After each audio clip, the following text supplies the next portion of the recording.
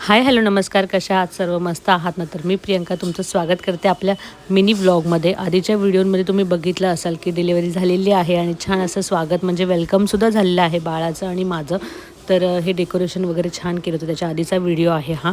तर दाखवते आहे तुम्हाला की छान असं डेकोरेशन केलं होतं. हे सासरी सगळं केलेलं होतं, म्हणजे माझ्या नवऱ्याने, दिराने आणि मावस नंदेने वगैरे सगळ्यांनी मिळून हे सगळं छान असं डेकोरेशन मस्त बेबीच्या वेलकमसाठी केलं होतं. त्यानंतर आमची एंट्री झाली. संध्याकाळी खूप उशिरा आम्हाला हॉस्पिटलमधून सोडलं, त्याच्यामुळे संध्याकाळ झाली होती. आम्हाला दिवसभर त्यांनी डिस्चार्जसाठी खूप वेळ लावला. नंतर आलो घरी, वेलकम झालं आणि नंतर 5वीची पूजासुद्धा झाली, कारण की आम्ही 5 दिवसानंतर म्हणजे 5 दिवस होऊन गेले होते. 8 दिवस मला हॉस्पिटलमध्येच झाले होते. सो 7व्या दिवशी 7वा दिवस होता हा, तेव्हा आम्ही 5वीची पूजा करून घेतली. मम्मींनी सगळी तयारी करून ठेवली होती, कारण की त्याच दिवशी लगेच मला मम्मीच्या घरी म्हणजे आईच्या घरीसुद्धा जायचं होतं, कारण की डिलिव्हरी रेस्टसाठी मी तिकडेच जाणार होते.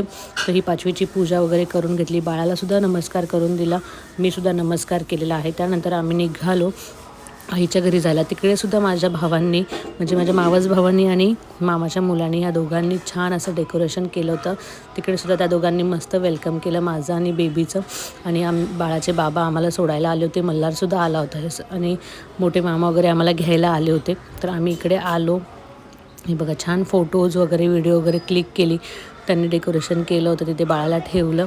त्यानंतर सगळेजण बसले, चहा पाणी नाश्ता वगैरे घेतला आणि असा होता आजचा दिवस. खूप छान झाला. सासरी आणि माहेरी खूप छान सगळ्यांनी बाळाचं वेलकम केलेलं आहे. आणि इथे मल्हारची मस्ती चालू आहे. मल्हारला मामीने चॉकलेट्स, केक वगैरे असे बिस्किट वगैरे आणलेले होते, तर त्याचीसुद्धा मस्ती चालू होती.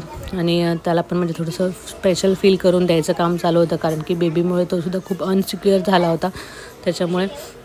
तर असा होता आजचा दिवस. तर व्हिडिओ कसा वाटला हे कमेंट करून नक्की सांगा.